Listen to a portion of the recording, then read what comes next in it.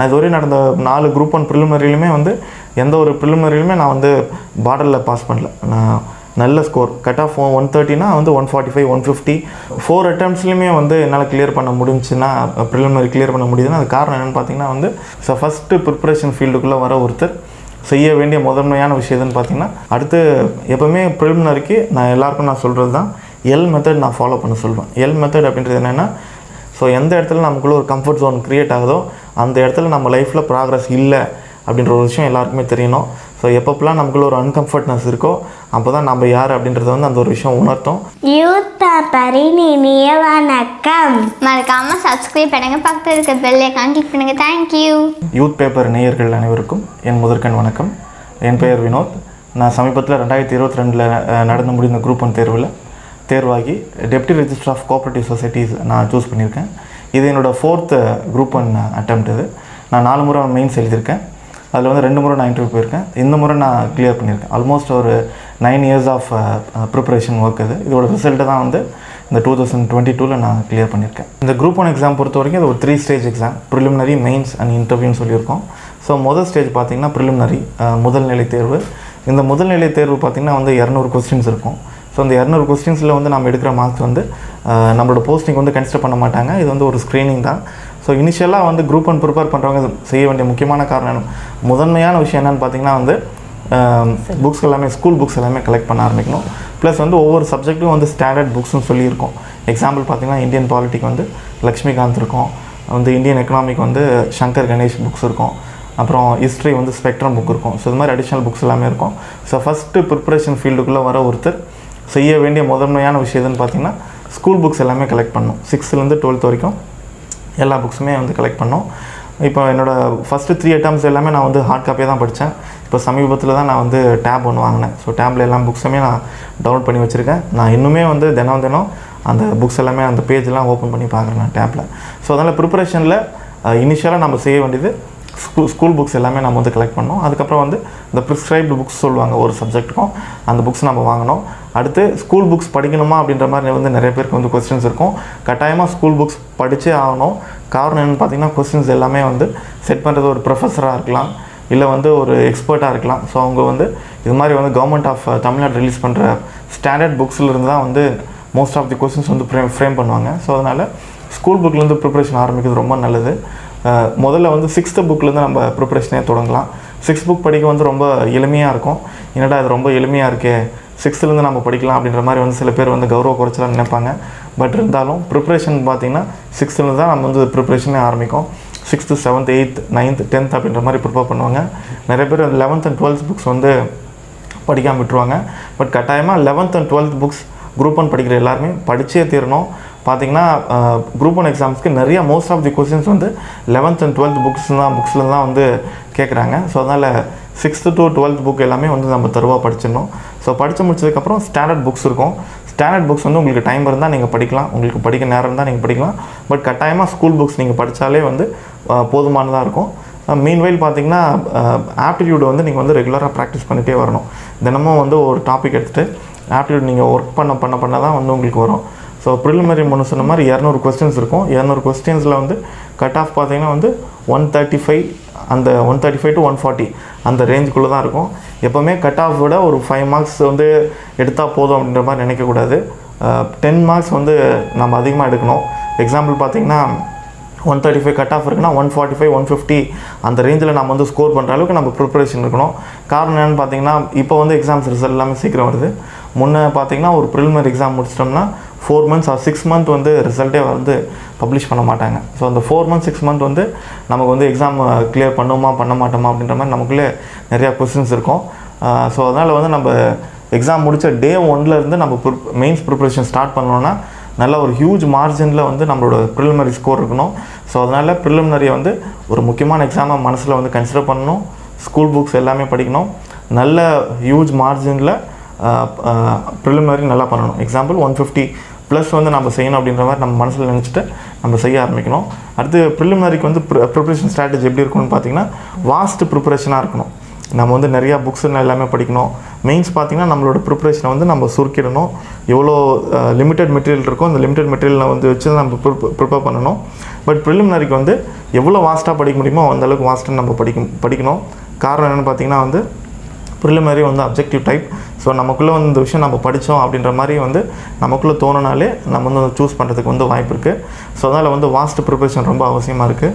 அடுத்து வந்து நிறையா கொஸ்டின்ஸ் வந்து நம்ம சால்வ் பண்ணணும். நிறைய டெஸ்ட் ப்ராக்டிஸ் எல்லாமே இருக்குது.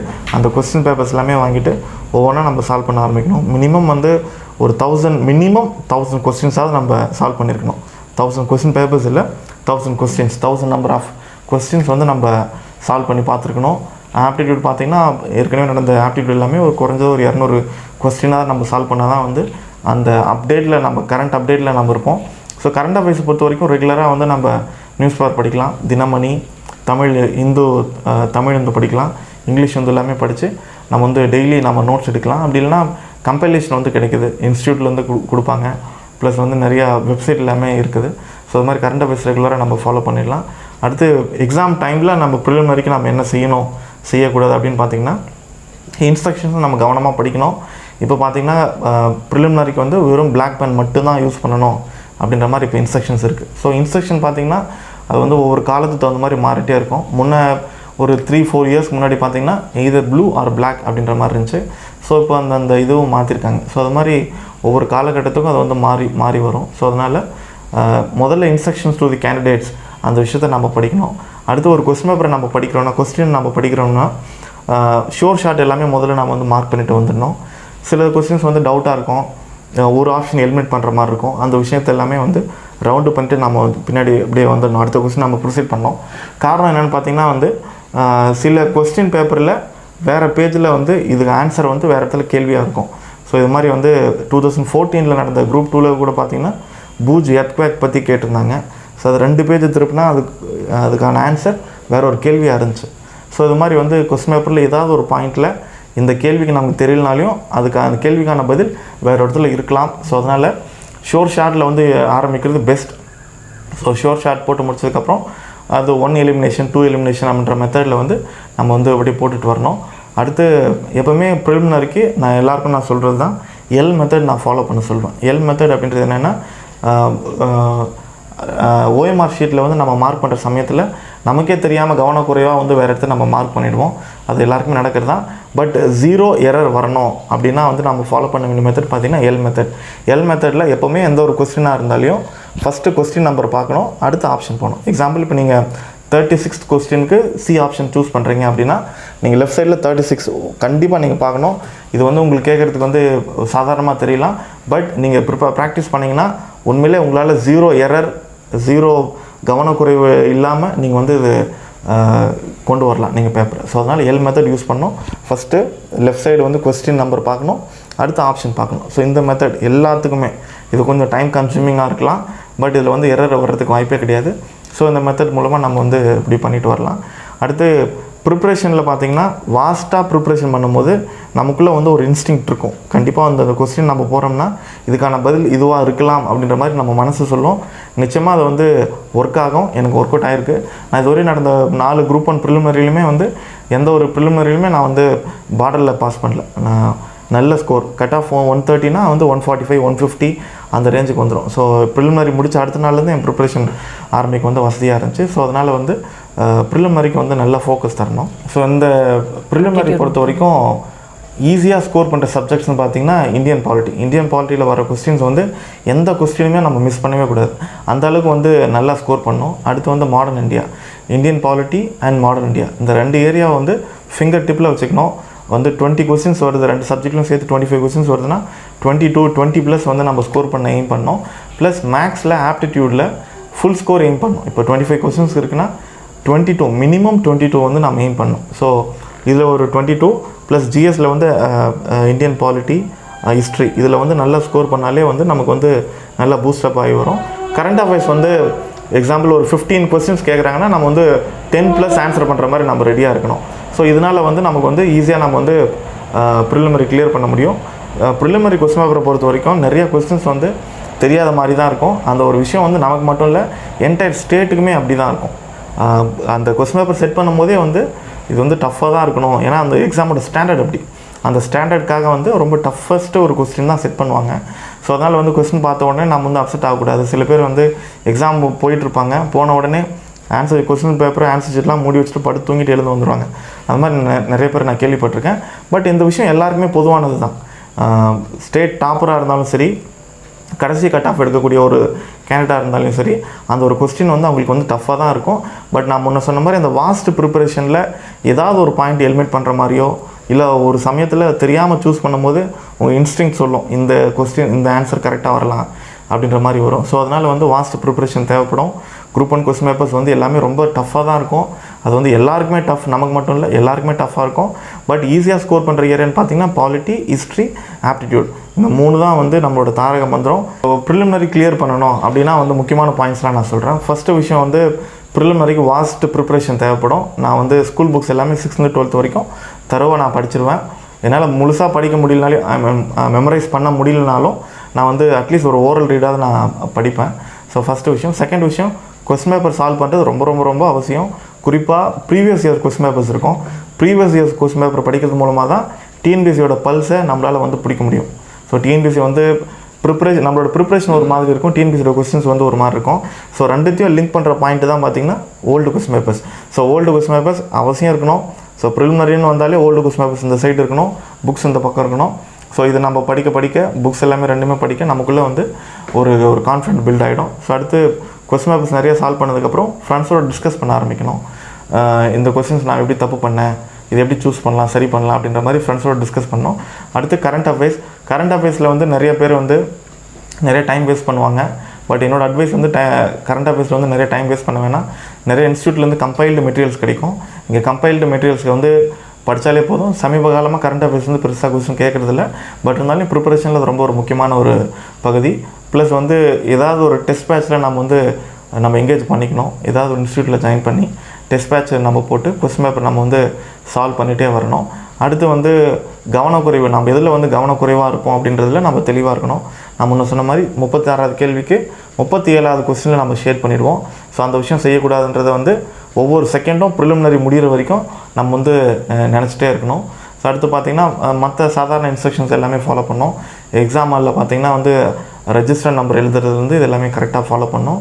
ஏன்னா அந்த ஒரு சில மிஸ்டேக் கூட நம்ம வந்து மென்டலி அப்செட் பண்ணிடும். அடுத்து முக்கியமான விஷயம் வந்து நம்ம பாசிட்டிவாக ஃபீல் பண்ணணும். குரூப் 1 எக்ஸாம்ஸில் வந்து நம்மளால் ப்ரிலிமினரி கிளியர் பண்ண முடியும், அடுத்த ஸ்டேஜ் நம்ம போவோம் அப்படின்ற மாதிரி வந்து நமக்குள்ளே எப்போவுமே ஒரு பாசிட்டிவ் வைப்ரேஷன் இருக்கணும். ப்ளஸ் வந்து பாசிட்டிவான பீப்புள்கிட்ட நான் நிறையா இன்ட்ராக்ட் பண்ணுவேன். ஸோ நீங்களும் நிறையா பாசிட்டிவான பீப்புளோட இன்ட்ராக்ட் பண்ணும்போது வந்து நமக்குள்ளே ஒரு பாசிட்டிவ் எனர்ஜி வரும்.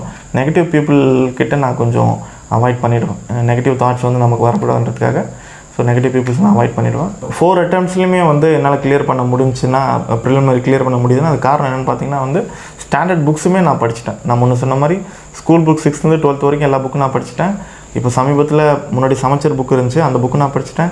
இப்போ கரண்ட்டில் இருக்க புக்ஸும் நான் படிச்சிட்டேன். ப்ளஸ் ஒரு ஸ்டாண்டர்ட் புக்ஸுன்னு நான் சொன்னேன், அந்த புக்ஸுமே நான் படிச்சிட்டேன். ஸோ எல்லாமே வந்து சப்ஜெக்ட் வைஸ் நம்ம வந்து தருவாயிட்டோம். நமக்குள்ளே சப்ஜெக்ட் நாலேஜ் எல்லாமே கிடச்சிருச்சு.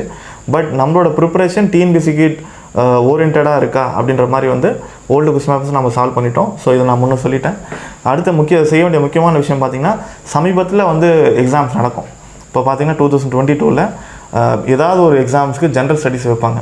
ஸோ அந்த கொஸ்டின் பேப்பர்ஸ் வந்து நான் எந்த ஒரு எக்ஸாம் நடந்தாலும் அது கண்டிப்பாக ஜென்ரல் ஸ்டடீஸ் இருக்கும். ஸோ அந்த ஜென்ரல் ஸ்டடீஸ் நம்ம எடுத்து பார்க்குற சமயத்தில் வந்து நமக்கு தெரியும் டிஎன்பிஎஸ்சி வந்து இப்போ என்ன ட்ரெண்டில் போயிட்டுருக்கு, அவங்களோட பல்ஸ் என்ன அப்படின்ற மாதிரி வந்து நாமளே அப்டேட் பண்ண முடியும். ஸோ எப்போவுமே டிஎன்பிஎஸ்சியில் எந்த ஒரு எக்ஸாம் நடந்தாலும் முதல்ல அதுக்கு ஆன்சர் கீ விட்ட உடனே அதை நான் டவுன்லோட் பண்ணி நான் பார்க்க ஆரம்பிப்பேன். ஸோ அதன் மூலமாக வந்து டிஎன்பிஎஸ்சி வந்து என்ன எதிர்பார்க்குறாங்க, அவங்ககிட்டருந்து என்னென்ன மாற்றம் வருது, அந்த விஷயங்கள் வந்து எனக்கு எல்லாமே தெரிய வரும். ஸோ அதனால் வந்து கிளியர் பண்ணுறது ரொம்ப ஹெல்ப்ஃபுல்லாக இருந்துச்சு எனக்கு. ஸோ ப்ரிலிமினரி பொறுத்த வரைக்கும் நம்ம என்ன செய்யணும் செய்யக்கூடாதுன்றது நான் தெளிவாக இருப்பேன். ஸோ இந்த விஷயம் வந்து மெயின்ஸில் தான் கேட்பாங்க, இந்த விஷயம் வந்து ப்ரிலிமினரி தான் கேட்பாங்க அப்படின்ற மாதிரி வந்து நான் டிவைட் பண்ணிவிடுவேன். நான் இவ்வளோ ஸ்கோர் எடுத்தால் போதும், இந்த ஏரியாவில் வந்து நான் வீக்காக இருக்கேன்னா வந்து அந்த ஏரியா வந்து கொஞ்சம் நான் அவாய்ட் பண்ணிவிடுவேன். அது இப்போ நான் படிக்கணும்னு அவசியம் கிடையாது. எக்ஸாம்பிள் பார்த்திங்கன்னா வந்து எக்கனாமி வந்து என்னால் சரியாக பண்ண முடியல அப்படின்னா வந்து எக்கனாமி பார்ட் வந்து நான் கொஞ்சம் அவாய்ட் பண்ணிவிடுவேன். காரணம் என்னென்னா வந்து 200 கொஸ்டின்ஸில் வந்து நம்ம 145 140 போட்டால் போதும். ஸோ அதனால் வந்து எல்லாருக்கும் ஏதாவது ஒரு வீக்னஸ் இருக்கும். ஸோ அதனால் அது வந்து ஒன்றும் பிரச்சனை கிடையாது. ஸோ காமனாக நடக்கக்கூடிய மிஸ்டேக்ஸ் என்னென்னு பார்த்தீங்கன்னா வந்து இந்த மாதிரி எக்ஸாம் ப்ரிப்பரேஷனில் வருவாங்க, ஒரு அட்டம் 2 அட்டம்ல ஃபெயில் ஆன உடனே எல்லாருமே இந்த ஃபீல்டு விட்டு வெளியே போயிடுவாங்க. ஸோ அதுதான் வந்து நடக்கக்கூடிய மிகப்பெரிய தவறுன்னு நான் சொல்கிறேன். ப்ளஸ் வந்து வேறு ஏதாவது டிவேட் ஆகிடுவாங்க. இந்த ஃபீல்டு வந்ததுக்கப்புறம் வேறு ஏதாவது எக்ஸாம்ஸ் கிளியர் பண்ணலாம். அவங்களோட ஆம்பிஷன் வந்து குரூப் 1 இருக்கும். பட் நான் குரூப் 4 எக்ஸாம் நான் சும்மா ட்ரை பண்ணுறேன், நான் எழுதுகிறேன் அப்படின்ற மாதிரி சொல்லி எழுதிடுவாங்க. போஸ்டிங் வாங்கிடுவாங்க. போஸ்டிங் போனதுக்கப்புறம் ஒரு கம்ஃபர்ட் ஜோனுக்குள்ளே போயிடுவாங்க. ஸோ எந்த இடத்துல நமக்குள்ளே ஒரு கம்ஃபர்ட் ஜோன் க்ரியேட் ஆகுதோ அந்த இடத்துல நம்ம லைஃப்பில் ப்ராக்ரஸ் இல்லை அப்படின்ற ஒரு விஷயம் எல்லாருக்குமே தெரியணும். ஸோ எப்பப்பெல்லாம் நமக்குள்ள ஒரு அன்கம்ஃபர்ட்னஸ் இருக்கோ அப்போ தான் நம்ம யார் அப்படின்றத வந்து அந்த ஒரு விஷயம் உணர்த்தோம். ஸோ அந்த மாதிரி என் லைஃப்பில் நிறைய அன்கம்ஃபர்ட் ஜோன் இருந்துச்சு. ஸோ அந்த உணர்த்தி தான் நான் வந்திருக்கேன். ஸோ அது மாதிரி வந்து அன்கம்ஃபர்ட் ஜோன் தான் வந்து நம்மளை வந்து அடுத்த கட்டத்துக்கு கொண்டு போகும். கம்ஃபர்ட் ஜோன் நம்ம நோக்கி நம்ம போயிட்டோம்னா நம்மளால் வர முடியாது. ஸோ அதனால் நம்மளோட கோல் எதுன்றதை முக்கியமாக நம்ம தெரிஞ்சுக்கணும். அதனால் நான் எந்த எக்ஸாம்ஸும் எழுத வேணாம்னு நம்ம சொல்ல, கண்டிப்பாக எல்லா எக்ஸாம்ஸும் நம்ம எழுதணும். பட் நம்ம யார், நம்மளோட கோல் என்னன்றதில் வந்து நம்ம தெளிவாக இருக்கணும். எந்த எக்ஸாம்னாலும் எழுதலாம், எந்த வேலைக்குனாலையும் போகலாம், எந்த ஒர்க்னாலையும் நம்ம செய்யலாம். பட் நம்ம என்ன செய்யணுன்றதில் தெளிவாக இருக்கணும்.